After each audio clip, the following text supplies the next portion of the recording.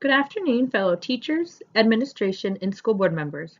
My name is Tara Hale, and I would like to take a few minutes to share with you some thoughts that I have on the current curriculum for the 8th grade History and English Language Arts program here at the school. As you may or may not know, currently our history team for 8th grade teaches what they wish to teach, of course ensuring that it lines up with both federal and state learning targets for the school year. Currently, our 8th grade students are learning about the early years of the United States and its history up until about 1860, or right before the Civil War. In the school year, students learn about the discovery of the Americas, the numerous wars that took place on the continent, and the early documents and presents that helped to form the nation that we have today.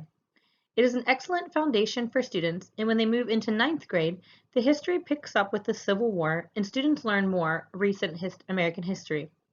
The history teachers do an excellent job of creating curricula that is within reach for the students, as well as engaging and fun. Debates, projects, a paper ball battle to reenact various Revolutionary War battles, and even a mock house meeting make up the year, and students then get to travel with the class to Philadelphia at the end of the year as a class trip, where the history comes to life even more.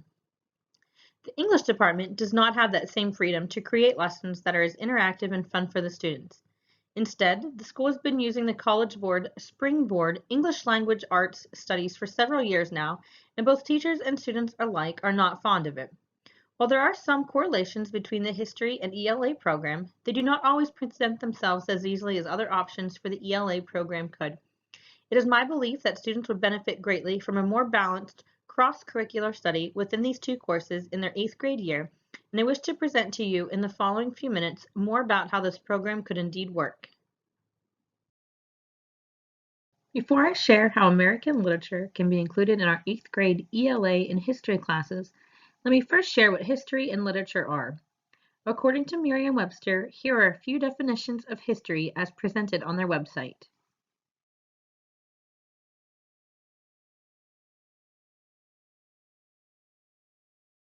In addition to the definition of history, Merriam-Webster also shares a definition of literature, as is shown now.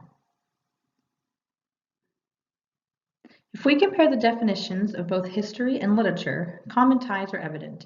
Literature is the various pieces of writings that were created during a specific time period, so in a certain time in history. In addition, literature is a form of history as it is the written record of events from the past. Another way that literature and history is interconnected is that it expresses the particular ideas and beliefs of a certain time period. As we study them today, we may or may not agree with the ideas. We were able to study them objectively and learn from the past literature just the same. The fact that these two topics can be interrelated is an excellent reason for them to be taught in correlation with each other in the history and ELA courses. While the ELA teachers would want to incorporate other grammar lessons and vocabulary studies, the overall topics would be the same as the history course. With the beginning of our country being based on the discoveries by Columbus, it is always interesting that the school year starts in August, at least here in central Pennsylvania, and the much debated holiday of Columbus Day quickly comes around. As the students are learning in history about the early native tribes, there are several accounts that could be studied to show how the native tribes believed. Although these native works of literature might not be written by those who lived then, they do have deep roots in their heritage, and students are able to learn about the various beliefs, understandings, and ways of lives for various native tribes.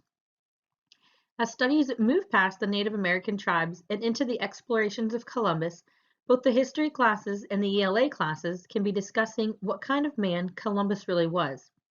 With the controversy that surrounds Columbus Day, students have the perfect opportunity to learn about writing an argumentative essay in which they either stand behind Columbus Day or they don't.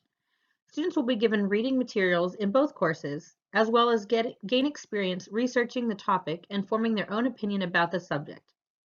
In the Norton Anthology of American Literature, there are numerous Native American oral literature writings, as well as letters written by Columbus about his voyages.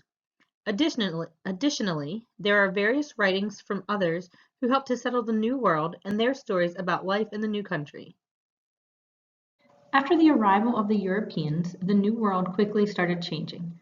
Although under the rule of England, the colonies were growing and slowly learning to think for themselves. During this time period, the history classes would be studying things like great colonial leaders of the time, such as Benjamin Franklin, and learning about his contributions to the Americas. About this time in history, the Salem witch trials were taking place as well. Cotton Mather was a minister during the witch trials and recorded it. It would be interesting for ELA classes to study about the trials and write their own version of a witch trial as a project for class. Plus, they would get bonus points for costumes. Students could also study about women of the time who were beginning to share their own writings, such as Anne Bradstreet. The Norton Anthology of American Literature, Volume 1, has excellent selections for this topics, as well as more writings from this time in American history. Additional research will provide more references for learning as well. The young nation was taking off. It was growing with people and ideas. Thomas Paine wrote Common Sense as a way to get the people to think for themselves. This as a study for the ELA students would make for some interesting conversations. As the history classes study the effects of the growing colonies and the unrest amongst the colonists, the ELA classes could study writings of that time from authors like Washington Irving. The Norton Anthology of American Literature, again, has wonderful readings for this topic, but the internet would be an excellent source for expanded study as well. Ralph Waldo Emerson, Edgar Allan Poe, and Henry David Thoreau are all excellent examples of literary writers from American history that embraced the rebirth of the country. After winning independence, it was time for the American people to finally become their own. As a history classes study about the creation of the United States government through the Constitution, ELA classes are able to study these writers and others as new forms of writing and new ideas emerge from the heart of the new country. The United States was changing. Every day it was growing, and much of that was due to the slave trade. There were many who were for the continuation of the slave trade, and those who were against it. It was Abraham Lincoln who took a firm stand against slavery. Sojourner Truth and Frederick Douglass were both former slaves who became speakers for the abolitionist movement. Their speeches are truly works of literature as they are expressing ideas of universal interest. Harriet Beecher Stowe made waves with her book, Uncle Tom's Cabin, which would be an excellent read for the ELA classes. There are numerous writings by both Truth and Douglass that could be studied as well for the ELA courses, and history classes are learning about the staggering numbers of slaves that are being sold and bought each day in the United States. While this presentation is just a quick overview of what could be, there are limitless possibilities with this concept. Melting American literature and history together, students are given new ways to think about the past and how it affects not only the present, but the future as well.